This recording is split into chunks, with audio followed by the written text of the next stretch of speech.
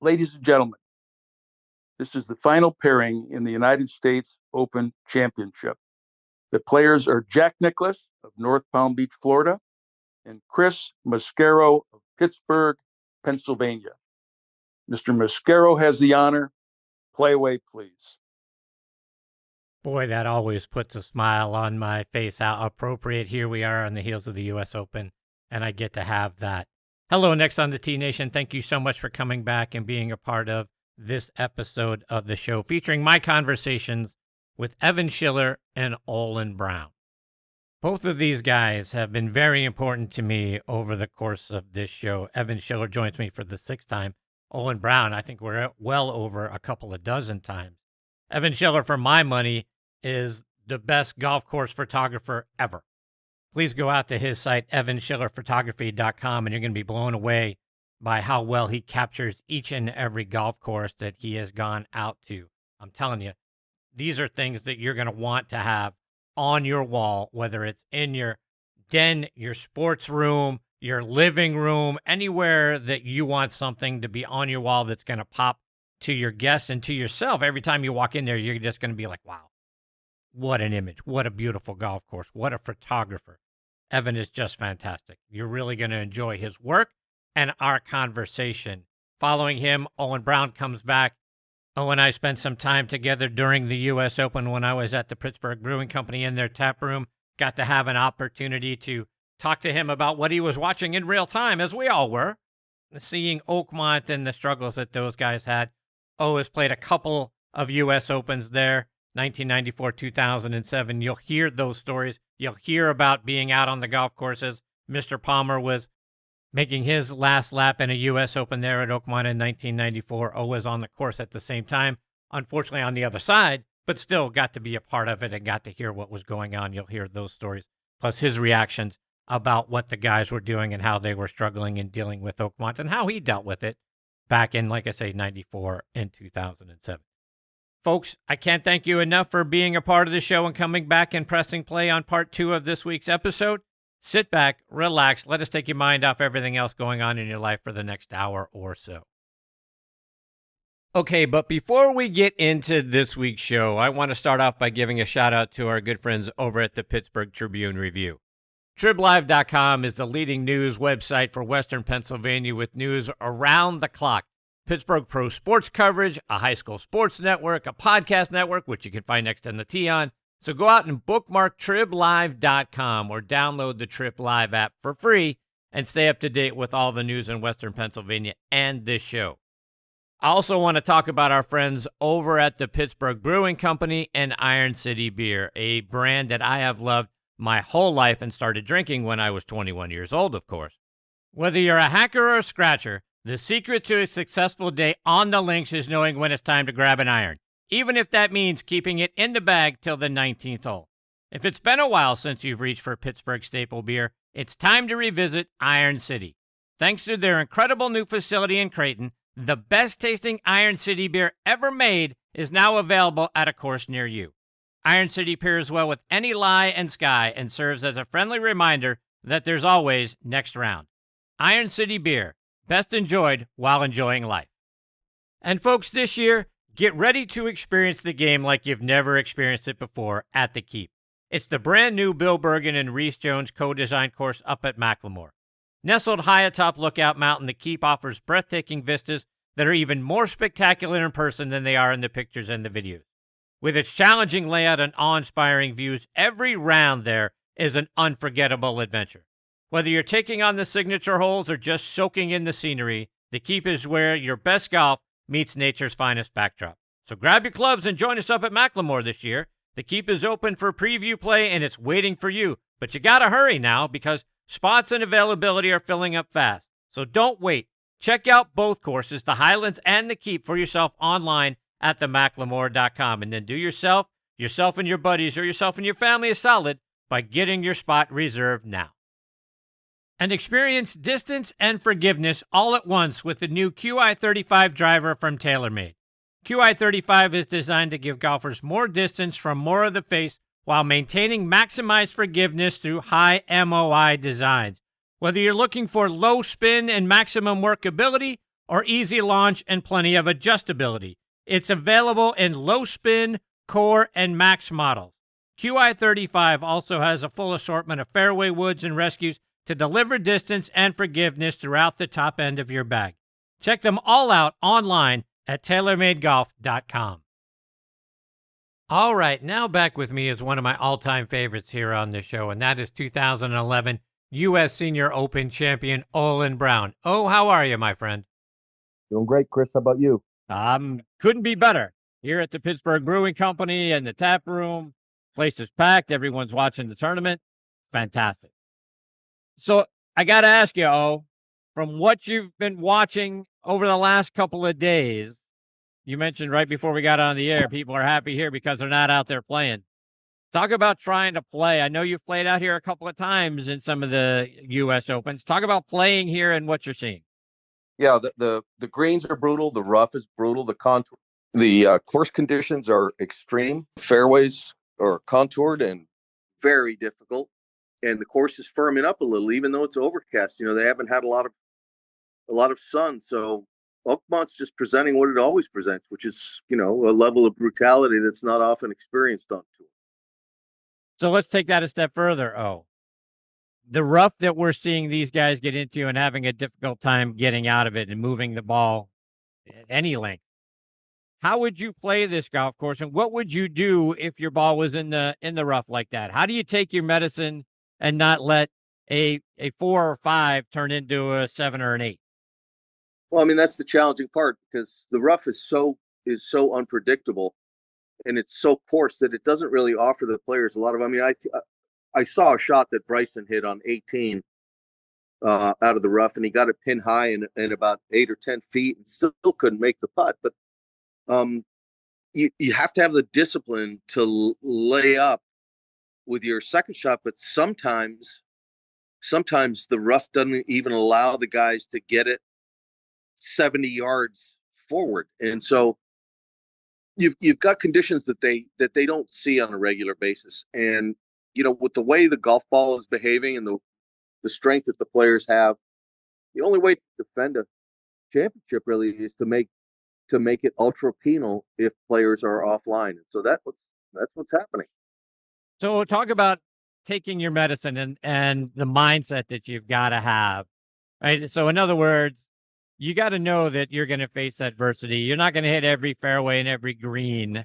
How do you have a mindset of, I'm not going to let this course frustrate me. I know I'm going to make some bogeys and some doubles, but it's also not going to take me out of the tournament because these guys are going to be doing the same thing I am. Well, par is relative. So, on any given week for the guys on tour, par is really 68. If there's a drivable par 4, it's 67. And so this is why you see with regularity 20 to 30 under par winning on the PGA Tour. And, you have to make an extrapolation and understand that the golf course just isn't like other golf courses. And so par really is not par 70. Anytime you miss a fairway, it's at least a par plus a half a stroke. And if you miss it twice, it's par plus a full or a full and a half stroke. So reality, I mean, if you look at the scores, the cut's probably going to be somewhere in the neighborhood of 6 or 7 over par, which means if on an average PGA Tour week, let's say 5 or 6 under is making the cut, then par is closer to 80 than it is to 70. So would that be your mindset going into this thing? Like, look, if I can get out of here shooting 74-ish, I'm still going to be in the tournament. Well, you're going to have a shot at being in the tournament. The cut is going to be right around that 6, 7, 8 number. And so anything can happen on a weekend. If you get weather, suppose you get an early time and you get a hot round, you made the cut on the button, you shoot a few under par, and then the leaders have to play in 25-mile-an-hour winds. Well, that changes everything. So, all you can do is do the best that you can, add them up at the end of the day, and hope that you put yourself in a position where you can deal with another round the next day. Now, the guys who miss the cut are going to end up going home. But, certainly it's been proven time and again that anybody who's within 5, 6, or 7 or 8 shots of the lead come the weekend has a shot to win it. You played in the U.S. Open here in 94 and again in 07, and I want to go back to that 94 U.S. Open. You had an extremely early tee time on Thursday, 6:40 a.m. alongside of Mark Lyon, Brian Cam. The heat that year was off the charts, so you got to beat it a little bit on Thursday, but you had to come back on Friday with a 12:10 tee time. So then you were in the heat, the teeth of the heat. I mean, you were right in the peak part of the day. How did you deal with the heat that year? It was a brutal week. It was a typical Western Pennsylvania heat wave. I think the heat index was in the 113 or 14 degree range, and they were pulling players off the golf course. Wow. Uh, you know, the course was, the humidity was so high that the course didn't really bake. The rough was absolutely horrendous. They talk about the rough this week, but the rough was so long it was lying down. And I remember on a couple of occasions the ball's running through the green on, say, 1 or 10 or 12, and it would get to the back cut, and the grass was lying down. It was so long that you had to part the grass to find your ball, and then you had a whole different shot value presented on greens that were every bit as quick as they are right now. So Oakmont has always presented that kind of challenge, and the guys are getting the full Monty right now. So you mentioned hole number one, and that was one of the things I was curious to get your experience playing, because as I walked that hole, there's a swale short of the first green. There's a swale on the front of the first green. I mean, if you land it on the front of that green and you hit the downslope of that swale, I got to imagine it's bouncing the ball over the green. If you hit the downslope of the swale short of the green, I got to imagine it's shooting the ball over the green. How do you hit a shot into one and hope to hold the golf ball on the green? Well, it's an unusual situation because shots that are being played at a course like Oakmont that the players aren't seeing on a regular basis, and the guys who, you know, can use their imaginations to conjure up something given circumstances, to the guys who are going to have some success there. And Oakmont has proven over its history that the guys with the real resumes are the guys who end up holding the cup at the end of the week. 94 was also Mr. Palmer's last U.S. Open. His final round came on Friday. He was several groups ahead of you that day, but were you aware of him as he was going around to each and every green? I got to imagine every place he went to, he was getting a standing ovation.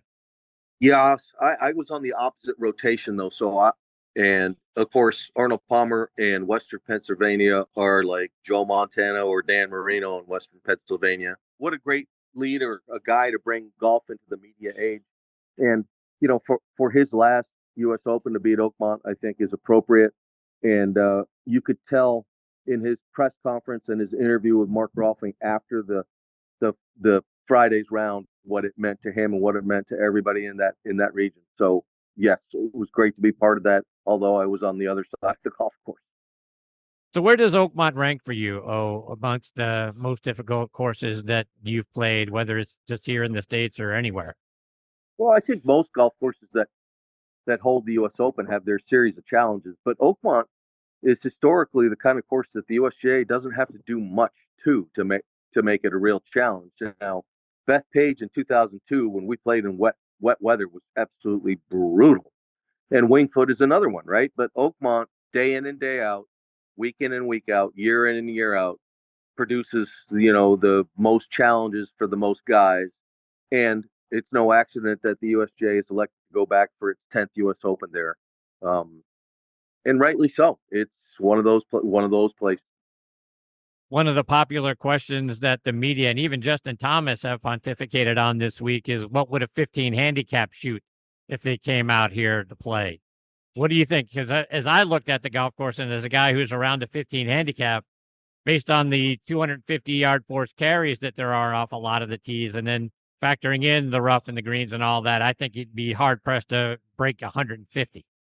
You're in the right place for this question because it's bar talk. I mean, who knows? First of all, are we dealing with any lost balls in that rough? And if so, that's a re-tee. If we're not, if we got spotters on every single hole, there are people 15 handicap legit couldn't advance the ball, and I don't know how many swings it takes to get out of there, but 150 is the baseline, I would think. And it's not, golf is humbling enough. You don't need to deal with that on top of it. Yeah, so that goes into some of the other comments that some of your peers have talked to me about as we've watched the Open here the last couple of days and the conditions and what these guys are doing. They comment to me, golf's supposed to be fun. I'm not sure what out there is Well, it what we is. would call fun. Well, I'll tell you something that occurred to me in watching Oakmont is that, everybody knows what's lurking on the other side of every shot. If you execute a shot perfectly, you've got a reasonable chance to have a good result. If you mishit a ball or you hit an errant shot, you're at the mercy of the Oakmont gods, right? The problem is that when you do get a chance to take advantage of a high quality shot, the stress level is magnified because, first of all, you don't know how many of those chances you're going to get. Thirdly, you're not getting many to start with. And so the stress level is just at a heightened level starting from the first shot. And it's that way for, the entire week. So the guy who's in contention all week and coming down the wire is really doing himself a favor if he takes off next week, because he's going to need a little bit of recovery time, just because the place is just it's a 72 hole butt whipping, and it's as much as daunting as it is physically in that tournament. It's an emotional wreck for the week. So it's just super difficult. So let's take something you just said a step further, because if you're out there playing in a practice round, maybe earmark there are a couple of holes. And from talking to some of the members, they tell me 4 through 6, those 3 holes are a place where you can go out and make a birdie. You can attack those holes. Anything else, you've got to be very careful out there. So does that actually make it harder for you to play 4 through 6? If that were the case, if you went out there and said, yeah, I can get these holes, but if you don't, are you really walking off a 6 stressed out because you've given up your only opportunity to make some hay? Look, here's what I tell people all the time when they ask me what's the hardest hole, and I go, the hard ones are easy if you play them well, and the easy ones are hardest to screw them up. And so, I'm watching guys hit miraculous shots. I just watched Thorbjorn Olesen hit it to 6 feet on number 12 and make an eagle. Well, there are guys who are begging for their third shot to stay on the green so they don't have to deal with getting up and down for par. And so, the whole thing about Oakmont is that if you pull off the shot you want to pull off, you can make a birdie on virtually every hole. If you don't pull off that shot, you can make a triple on virtually every hole. So, to your point, yes, absolutely. The holes that are looking like birdie opportunities, you want your focus narrowed, and you want to be able to execute some of your better swings there, because you want to give yourself a chance. And the rest of the time you're hanging on for dear life. But boy, I'll tell you what, if you get out of position on those quote unquote scoring holes, you're fighting the same problem you're fighting the rest of the golf course. One of the holes that everyone's been talking about is number 8, the par 3 that's playing around 300 yards. When I was out there on Wednesday, it was playing 303. Today it's playing 299, and that's not factoring in any of the weather, to your point earlier about whether you've got the atmospheric conditions or the wind or any of that sort of stuff. That's just, here's what it's playing. It's playing 299. Talk about trying to play a par 3 that length and hitting something that's actually going to be able to stop on the green. Well, number 3 and number 17 in 2007, the last year that I played the U.S. Open in Oakmont, played the same length. And so really it's a mentality. The hole it's the same length, but 8 is actually downhill while 17 is uphill. And so 17, you're looking at it as a birdie opportunity because it says 4 on the scorecard. You're looking at it as a really challenging hole. But if you take those 2 holes and you play them in 3.5, you played them in par. And that's kind of the mentality. It's an old school design philosophy. You put holes that kind of move opposite directions that are similar length. One's a par 4, one's a par 5, one's a short par 4, one's a long par 3. And you just do the best you can. Now, a 3 is a 3 and a 4 is a 4. And if you make a 3 on 17, you make a 4 on 8. Well, I mean, you've played them in par. Oh, as we look out and switching gears, talking about the rest of the year for you, what are you looking forward to? What's on your schedule? U.S. Senior Open's coming up. I had to qualify this year. My exempt status had run out, but I managed to qualify yesterday, so I'm heading out for that. And then I got a few more events during the course of the season, and I'm looking forward to going out and finishing off the year. Got about half the year left, so we'll see how it goes. Awesome. After that, We gonna get to see you playing next year back out on the Champions Tour? Or are you looking at something else? No, I'll be back out part-time, I would say. We'll see where it goes. I'm going to play out the year and worry about next year, but I'd love to get into talking about golf in some capacity. Maybe you'll have me on your show again and we can talk about some stuff, but there's a lot going on in golf right now. You know, how are we going to present our product? What's happening with the product as it's being presented? Who's going to be playing next year? Who's going to be out of work? And there's so much happening in golf. Where does the PGA Tour live? Battle? What direction does that go? There's a lot happening, and it's going to start when it does. It's going to start happening and moving at a quicker pace. So we got to get our minds around all that, figure out how we can present golf in a way that, like, I just watched the French Open. I hope you did too, but it was such a good presentation, and it was such a good final match, both the women's and the men's. I would just love to see golf presented in a similar way, where you know, great championships are honored and we get these epic battles and we let them develop organically instead of trying to manufacture something, right? It seems to me like we're trying to put a square peg in a round hole sometimes. Let's let the play do the talking. Indeed. One more before I let you go. Give us an update. How's Junior doing? Great. He was on the bag yesterday while I was qualifying, and he dragged me across the finish line, which was very helpful. So he's got a few things coming up this summer, and he's still working on his game. And you know, we're trading off. Sometimes I strap the bag and caddy for him. Sometimes he straps it for me and caddies for me. So we're having a good time together. Good for you. Oh, before I let you go, remind our listeners that want to stay up to date with all the great things that you're out there doing and follow you on social media. How can they do it? Olin Browne on Twitter, or X, or whatever it's called. I got an Instagram, but I just do that to see what's on it. I don't post anything, but come on out and watch some of the PGA Tour champions. We'll put on a great show. Yes, you do. Oh, I can't thank you enough for taking time out of your day to come and be a part of the show. You're one of my all-time favorites, my friend. Anytime you're ready to talk about everything going on with you and in the future, you know I'm always here for you. Great. Thanks a million. It's always great visiting with you. While you're at it, check out my daughter's new song, Coastal Highway. It's on Pandora, Alexander Brown Music. Awesome. Take care. All right. All the best to you and your family. We'll catch up soon. All right, pal. Be well. You too. See you. That is the great Olin Browne, folks. They don't come better or more important to me and to this show than Olin Browne. He is just absolutely one of the all-time greats on this show and just one of the all-time greats in our game. 2011 U.S. Open champion. Be sure to check out his daughter, Alexandra Browne, and her music. She's got a beautiful voice. And his son, Olin Browne Jr., out there. He's been all over the place, and his game has been building and getting better each and every year. Not going to be a shocker when he comes out on the PGA Tour and gets a big win there. What I would love to see is Olin Browne Jr. and Olin Browne both getting a win on the same day, one on the PGA Tour and one out on the Champions Tour. Fantastic family. Always very important to me. Like I say, he's one of my all-time favorites for a reason, and you heard why during the course of this conversation. We'll get him back on the show again soon. Coming up next is a guy who I consider the greatest golf course photographer on the planet, maybe of all time, and that is Evan Schiller. Before Evan joins me, I want to remind you about our wonderful friends over at On Point Golf and their out-of-this-world On Point Golf Ball Marker. And if you don't have one, folks, you really need to go check it out at onpointgolf.us.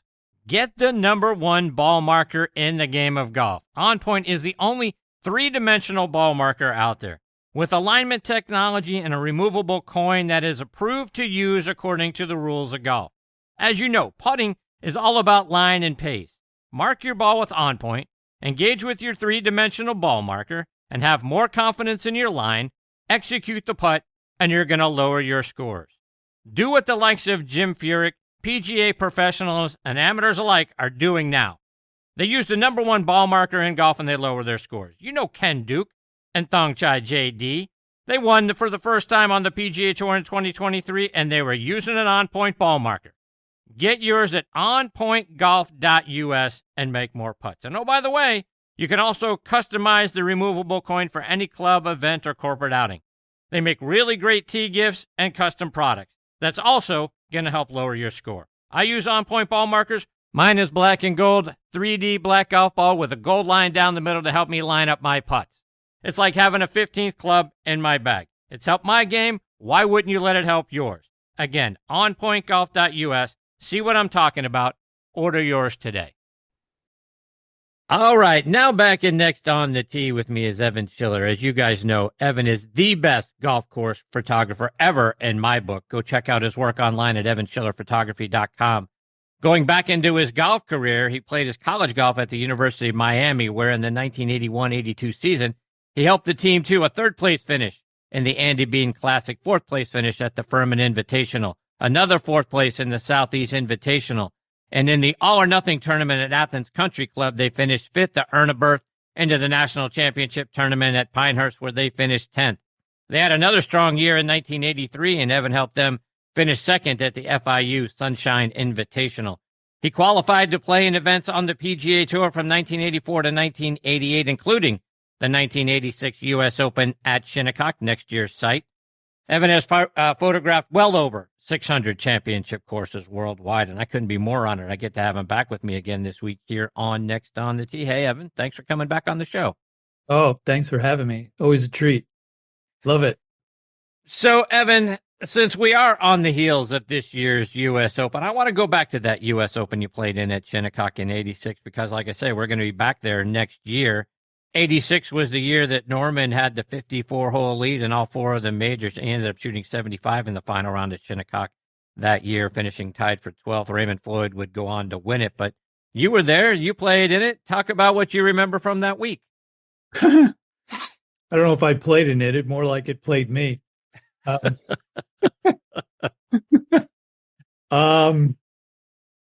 just remember it was really just a blissful experience, even though it was really hard.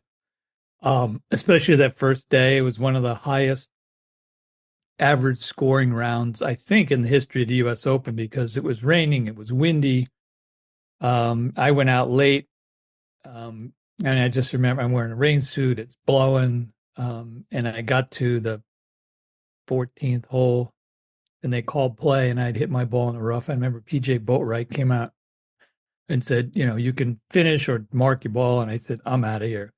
Anyway, the next day was beautiful. So I came out and finished, and I ended up, missing the cut. But it was, my family came out there, friends came out there, stayed in a friend's house. So it was a really great week. Just, being there, and, that clubhouse is, I think it's one of the oldest, if not the oldest clubhouse in the country. There's actually a poster, I think, is still hanging in there that everybody from that U.S. Open signed. I think I did too.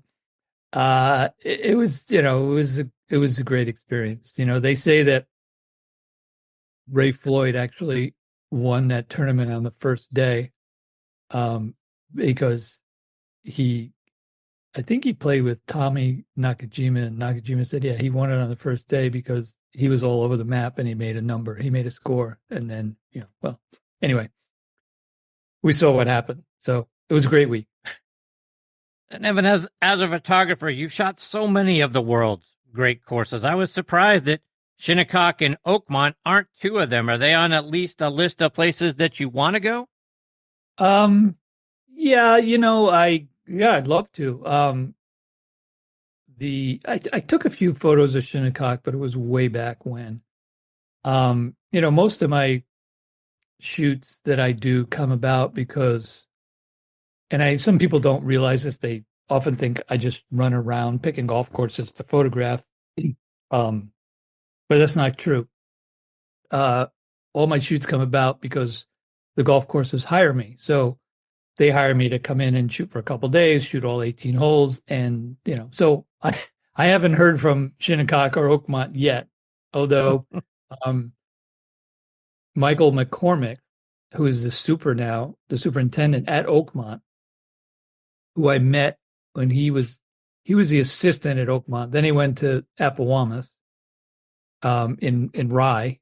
And then I think 2 years ago, he went back to Oakmont, now he's the head greenskeeper there, and great guy. So I'm hoping he might have some influence on having me go to Oakmont at some point. We'll see. So let's talk about some of the amazing places that you have been that I'm dying to see, starting with Old Head. You were telling me earlier this week that you're headed back to Ireland and Old Head sometime in the August-September timeframe. Yep. Talk about that and your thoughts on Old Head. Well, I've been to Old Head, I think 2 or 3 times already, although it's been a while. It's actually been a while since I've been back to Ireland. It was pre-COVID. So this is my first trip back in a while. And Old Head, got too many O's going on right now. Old Head is going to be first on the list. Yeah, so I'm really excited to go back there. It's a really, it's not a typical Irish or Scottish links course, but it is certainly one of the most spectacular places. It's set on this promontory that jets out into the ocean. I think from the moment you go through the gate till all the way out to the lighthouse is 1.5 miles, I believe. So it jets out into to the ocean quite a bit, and you can get some weather out there. But when you get and I mean, I've been out there where it was so windy, people were walking off the course. I mean, we had a chance to go up in the lighthouse one time when we were there and meet with the keeper of the lighthouse, whose family has been there or run that place for probably now over 30 years. And so he actually lives out there and told me some amazing stories. We were on top of the lighthouse and he said, yeah, there's been days, and his little house is down below. It's very small. And he says, I have to seal it completely, make it waterproof, because there's days where the waves actually crash over his house. They're so high. Oh my. Yeah. And that's 75 feet above the water. He goes, sometimes you get waves so big, they're coming over my house, literally. Wow. Yeah. So that was really an interesting experience. And he said he was there while they were building the golf course. And he said he was amazed they actually built a golf course out there. But to watch the whole, the process of them building the thing. And the course has actually evolved really nicely over the years. So it's a very good it's a really good golf course, and it's just a spectacular setting. I've never heard anybody say they went to Old Head and didn't enjoy it. It may not be the greatest golf course in the world, but I heard a lot of people who say it's their favorite. So to that end, like you say, yeah, I've certainly looked at your speaking of spectacular, I've seen your pictures of Old Head. You've got them on your site. Yeah. Is there an angle? Is there a time of day? Is there something you're looking forward to shooting a little bit differently this time around? Well, yeah, I think so. The weather always plays a big part. I love the shot when, last time I was there, but it was really windy, so it was hard. Flew my drone out over the water and you shoot back and you get the whole Old Head promontory. But you got to fly quite a bit out. And so when it's windy, it's a little bit hairy because it can get windy. Just maybe capturing some, angles that I didn't get last time. And I'm sure the golf course has changed since I was there last time, as they always do. Early morning and the late afternoon light is just really spectacular, especially if you get some, weather coming in so I don't know if there's anything specific, I'll probably, something will catch my eye when I get there, but yeah, really. And we're staying on property because they have these, which I've never done before. So they have these suites that overlook the 18th hole, which are pretty sweet. So we're going to get to stay right on property. So I'm really looking forward to that. No doubt. Yeah. Yeah. So that's excited about that. And so, yeah, we're going to spend 2 weeks over there. Last year at the Tour Championship, we got to see most of the restoration that Andrew Green did to that golf course. I think he finished things up not all that long ago, a couple tweaks here and there, but I wanted to get your thought. What did you think about the work that he did?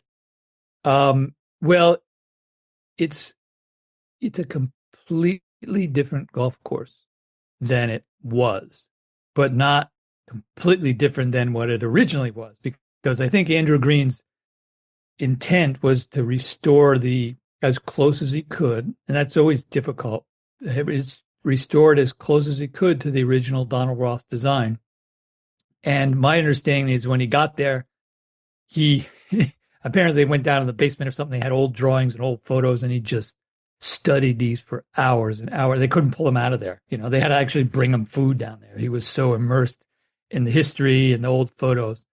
So they worked off old photos and old drawings to restore it. And, over time, a lot of first of all, they repositioned some greens. They redid a lot of greens to come back to the original design. And, whereas over time, the bunkers became more sand-faced versus now the Donald Ross design, they're more grass-faced bunkers. And, some of the bunkers that have been removed or brought back in, I just love it. And a lot of the undulations from the old greens were brought back in that were originally there. And I always find, when they do these restorations, and bring it back to what it was, working off of old photos, it's always interesting to see how far off over the years, because of, various architects and changing the design, over the years to get away from the original design and then to bring it back. To me, I like it. It's exciting. And just to learn about the whole process of that is really fascinating. I love it. Because I'm a fan of, old school designs, Alistair McKenzie, Donald Ross, a lot of those guys just did some amazing, Seth Rayner did some amazing work. So I like it. So speaking of Alistair McKenzie, Pasatiempo is another course that I'd love to play and take a look at one day. McKenzie said it was his best work ahead of Augusta National and Cypress Point. Do you agree with him? I really love it. Actually, I don't know if I should even say this. Cypress Point is an amazing golf course. It's on the ocean. It goes through the dunes. It's pretty hard to top that. But Pasatiempo, is all inland. And the design, the green complexes, the bunkering is fabulous. And, what Jim Urbina and Brett Hochstein did there was truly amazing. They worked with, to restore some of these greens, like for instance, the 16th hole there is kind of their signature hole. They worked with lasering first of all, they had to dig down like 10 feet to find the original green. Wow. Because there was so much, over the years from top dressing and, it just the old green got buried. So they actually had, I don't know if it was 10 feet, they had to remove a lot of dirt and dig down to find where this old green was. And then they used lasering to calculate, the undulations in the old green. So, they literally got it to within inches, maybe less, of what the original green was with all this work they did. Wow. With the lasering. Yeah, it was really amazing. And they did that with all the greens. And it's in so much better condition than it ever was. And I was just there, I don't know what, 4 weeks ago. It's one of my favorite places. The whole, when you walk through the clubhouse, there's all this old photos and history and memorabilia, and then they have one of the things, it's an Alistair McKenzie design, but it was Marion Holland's vision. And she also, she doesn't get her due. She doesn't get enough kudos or respect for some of the work she did, not only Pasatiempo, but Pebble Beach, Cypress Point, and Augusta. She had influence on all of them. In fact, I don't know if people know this, but she was very involved in developing Cypress Point. And originally she had hired Seth Rayner to design Cypress Point, but he died. Wow. Is that right? Yes. So she ended up hiring Alistair McKenzie, who then, did Cypress Point, Pasatiempo, and Augusta. Yeah. Wow. Because Bobby Jones came out and played Pebble Beach, I think it was the U.S. Amateur, and got knocked out, went over to play Pasatiempo, with Marion Hollins and just loved the work so much. He goes, I want this guy to design Augusta with me. Wow. That's a Yeah. great story. Yeah. So there's the history of the place is amazing. And Yeah. so I was actually thrilled to be there for a couple days and get some good weather. You said about it on social media that Pasatiempo may have the best collection of par threes anywhere. What made you say that? Because it might. I mean, people would argue, it's just, like, like the third hole, people say it's a par three, but people say it's the greatest short par four in the world. It's just the variety, the bunkering, it's just, there's a combination of long and short. The green complexes are just, are really amazing. 15 is a great little short par three with it kind of the green set in right behind this barranca in the trees. And, 3 is this, bare of an uphill, par three.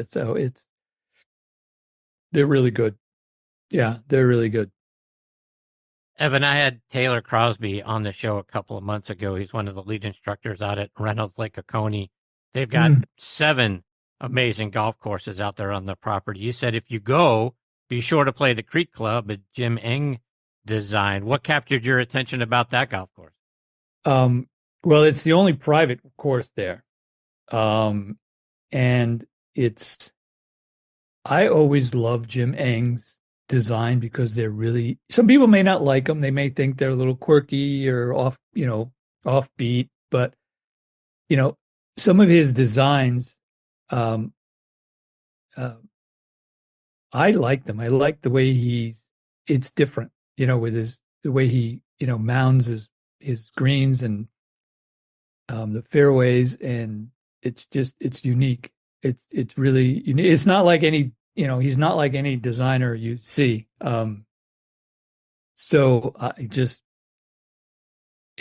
like the whole way, especially his greens are just very unique, like one you don't really see with the way he just, like for instance, the 18th hole there is actually a triple green. They have 3 greens. Wow. Really? Yeah. And they can move it around. Yeah. There's like 3 greens. It's great. I mean, it's like, who does that? Yeah. The McLemore, as you may remember, they're one of my partners here on the show. I know you photographed the course up there. Bill Bergen, Reese Jones have collaborated now on 2 courses up there on the property, the Highlands course and the Keep, which I'm excited to go check out later this year. Have you checked the Keep out yet? I was there in September. Is that right? But they had not finished it. There was still a lot of construction, a lot of dirt and machines hanging around. But they wanted some photos for media purposes. So I was there, and I'm going back in a couple of weeks. Actually, 3 weeks? I think I'm going back there because everything's grown in now. It's supposedly looking really great, but they had a tough winter, so it's taken a little bit longer for a tough spring, I guess. So it's taking things a little bit longer, but I'm heading back there beginning of July for a couple days, and I'm anxious. I mean, the setting is unbelievable, and it's literally sits on these cliffs and these little I don't know what you call it. Yeah, it basically sits on the cliffs, and these they work some of the routing along the cliff. So I think there's, I don't know, 5 or 6 holes that run right along the cliffs, and then there's some that are just inside of it. And the views you get everywhere from almost every hole. You get a great view. So I'm looking forward to going back in a few weeks. So yeah, they did a great job. Really. Yep. Yeah, they did. I mean, I was up there, not all that different from when you were there last year, and we saw kind of the layout. But yeah, there was still a lot to get done. But being along the cliff edge of Lookout Mountain for several of them, and the vistas to your point, pretty much from anywhere on the golf course, you're looking out over the edge of the cliff and the horizon. It's spectacular for anybody who hasn't been out there. And I'm waiting for the Keep to show up on some of these, best course, best new course for 2025 or, top courses you can play. It's got to show up there at some point. I would imagine it's going to be in the running. Whether it wins it or not, I don't know, but it's got to be in the running. And there's this one. Yeah, it's along the cliff, but it's almost like this one, but the cliff kind of is a jagged edge. So it's almost like a little ravine that comes in. So it's like runs along this kind of jagged edge of the cliff, it's just very cool, and it's a great compliment to the other course. Yeah, great place. Indeed. So we've talked about a few different course designers. Do you have a favorite one? Do you lean slightly one way or another, McKenzie or Rayner? Or do you have one that you like, maybe that's one's my favorite by a little bit? Yeah. Do you mind naming names? McDonald, Banks, and Rayner. Yeah. So they all worked together at one point. So, is that right? Yeah. Charles Banks is a protege of McDonald and Rayner. In fact, Banks actually finished several projects of Seth Rayner because Seth Rayner died early. Or like I think Whippoorwill, I think, was originally Seth Rayner, and Banks finished it. Knollwood, same thing. I think Seth Rayner drew up the design, but he never got to start the project because he passed away. So Charles Banks finished it off. So there was a few projects like that. So all three of those guys work together, and I don't know that Charles Banks gets his due for his influence there. It's interesting that you mentioned C.B. McDonald. I know a great friend of this show, Hal Sutton, just created a course not that long ago, right? It's just been open for a short time, Darmore down outside of Houston, but he used the C.B. McDonald template to create a lot of those golf holes, which I'm excited to get my eyes on it too at one point. Yeah. And,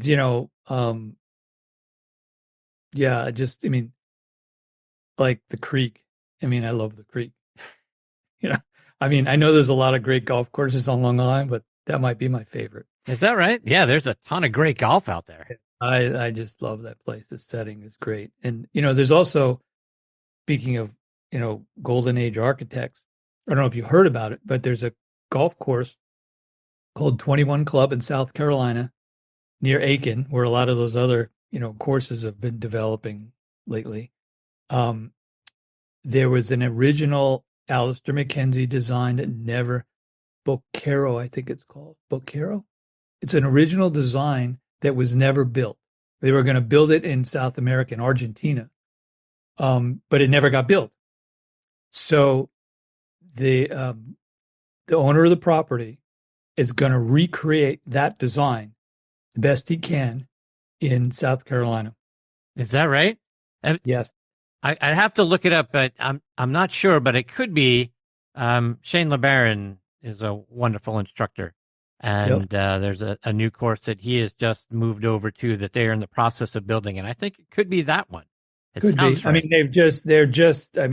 I don't even know. They've just been moving dirt. I don't even know if they've started to grass anything yet, but they've got some digital renderings of it, and it just looks amazing. And I think they've got a whole team together, but I think Jim Urbina is one of the guys who's going to be doing it. Just a couple more before I let you go. Is Sure. there a course that perhaps most people may not be familiar with, a hidden gem that you've seen that you think that, boy, this club isn't getting the attention it should? People really need to see this one. Well, you know what? First comes to mind. It's a place I was just at, in Dallas, Brook Hollow. It's not on most people's radar, but it's probably ranked the top 5 courses in Texas. It's an old tilling. It looks, now it's private, so I don't. Most people probably not going to be able to play unless you know a member, or they can do a reciprocal or something like that. But it is fantastic. It's a Tillinghast golf course, and it literally, I mean, it's in the middle. It's actually in a really, one guy called it a ghetto, but I mean, it's not in the best neighborhood. But you drive through the gates, and it's like you're in Shangri-La. It's an old Tillinghast golf course. I mean, it really looks like it should be in the Northeast. And Keith Foster just finished doing a restoration, I think 2 years ago, and it is fabulous. I loved it. I mean, it has the grass faced bunkers, squared off greens, has the great hazard they recreated on the 15th hole, but then there's also these little waste areas all around. It was I just thought it was really great. I loved it. It's pretty, given with social media, it's pretty hard for any golf course to hide. It's like, I know Hidden Gem is kind of over it, but it's like, it's hard for any golf course. I mean, you get on social media, no longer, you're not hidden anymore. There's so many great golf courses that are popping up. I was just at the Ocean Forest. It's another private course, but Bo Welling just renovated it, and it's just, wow, did an amazing job. Just, yeah, I mean, there's a lot of architects doing a lot of great work out there, restoring, build new builds. So there's plenty of golf. Indeed. There's plenty of golf going on. Yeah. So, and as far as the ones, yeah, that's the one that comes to mind that I was most recently at, that I loved. Okay. You've talked about how you're going out to Old Head. You talked how you're going back to check out the Keep. What other things do you have coming up the rest of the year? Well, let's see. I'm going to Ireland the end of August, beginning of September for 2 weeks. We're going down to Old Head, and then we're going to work our way up north, Lahinch, Carn, Enniscrone, Rosapenna. Let's see, I'm going to shoot the upper course at Baltusrol, which is just reopened after Bill Hans restored it. Actually, next week I'm going to be out in Long Island. There's a new Discovery Land property called The Hills. Going out to shoot that. Then, in a couple of weeks, I go to the Keep, and then I go up to the Cape to shoot Oyster Harbors. And then I go out to Wisconsin, back to Sand Valley, which I haven't been back since they did Sedge Valley, and I haven't been out since they built the new courses there. Then back for a little bit, and then off to Ireland. Wow. Yeah. Good for you. Yeah. So, some good stuff coming up. No doubt. So how can our listeners stay up to date with all the great things that you're out there doing? Remind them how they can follow you online and on social media. Sure. Well, you can always go to my website, evanschillerphotography.com. I'm on, Instagram a lot, Evan Schiller Photography. You can find Evan _Schiller _photography. You can find me there. You can find me on X, LinkedIn. I mean, I'm sure you just type in my name, it'll come up. So, yeah, I'm pretty active on all those things, and there's lots to look at on my website. People can purchase prints if they want. So, yeah, it's fantastic. You're the best, my friend. I tell you, when I go out to your website and I take a look at your work, it's just stunning. I mean, that's word maybe get used a little overused, but that's exactly what it is.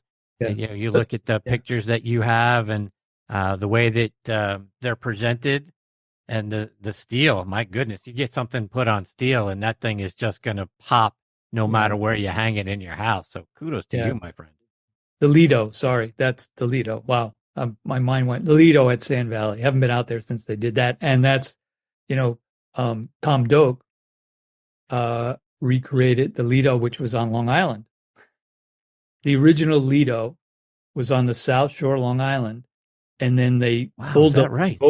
Yes, and so Tom Doak recreated it at Sand Valley. Well, obviously it's not on the water, but but they bulldozed it under for the war to create a base, an airstrip. Is that right? Yep. Is there something that commemorates that? Like if you went out to Long I don't Island, know. would you see a sign or something on that?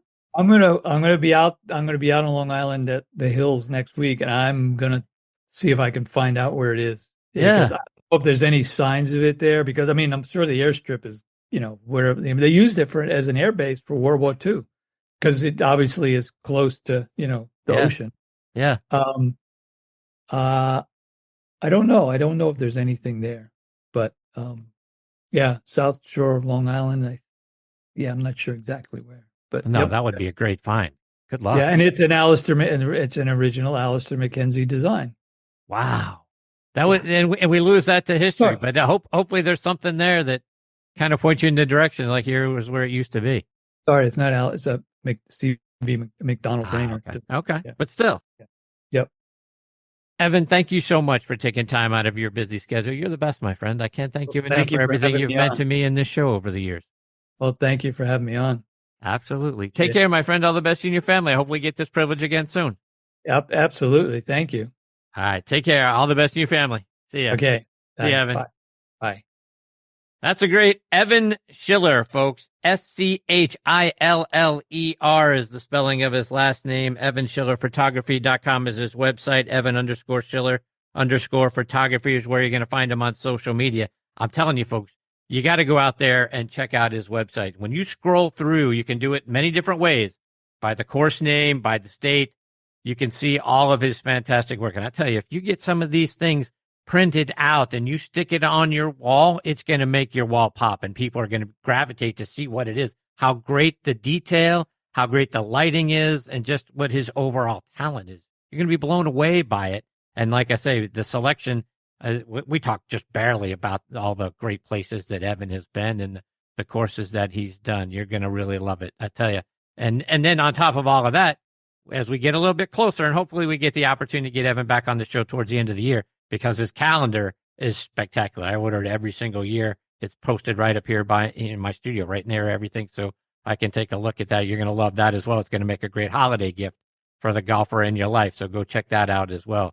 Get a print, get a calendar. You're going to really be a hero for somebody. But like I say, hopefully we get the opportunity to catch up with Evan, like I say, a little bit later on in the year. All right, my friends, it is time for me to put a bow on part 2 of this week's show. My sincere thanks again to Olin Browne and Evan Schiller for joining me. Again, scheduled to join me next week are our resident director of instruction, Tom Patry, will be back, fresh off his marathon day of golf to raise money for the local Southwest Florida PGA section and their charities. One of the all-time great instructors in the Mets section, John Kennedy, also one of the most decorated PGA professionals we have in our game, John Kennedy. He will be back with me. And making his next On the Tee debut is going to be Kyle Malou, one of the emerging brands in golf, Sunday Swagger. He is their chief marketing officer, so looking forward to hearing all about the great things that those folks are out there doing. So it's going to be a fantastic show, my friends. I hope you'll come back and be a part of it with us. I want to send out my sincere thanks again to the great folks over at the Pittsburgh Tribune-Review for hosting this show on their site. For coverage of everything going on in Western Pennsylvania, including your favorite sports, go to triblive.com, and you can find this show by clicking on the Sports Section tab, and the most recent episode is going to be right there for you, front and center, on the homepage of the Sports Section. Or you can click on Sports and then Podcast Network. You're going to see the Next on the Tee logo. If you click on that, many of the most recent episodes are going to be available for you right there. You can also find this show over on Good Pods, Apple Podcasts, Spotify, Amazon Music, and golfnewsnet.com. But as always, my friends, I can't thank each and every one of you enough for being the greatest supporters in the history of podcasts. I appreciate each and every one of you so very much. Until next week, hit 'em straight, my friends. Thanks for joining Chris again this week on Next on the Tee. We hope you enjoyed the conversations as much as we did. Please share the show with your golf buddies and be sure to follow it on TribLive or your favorite podcast app so you never miss an episode. Thanks for pressing play and being part of the journey. We'll see you next week, right here, where the best minds in golf share their stories.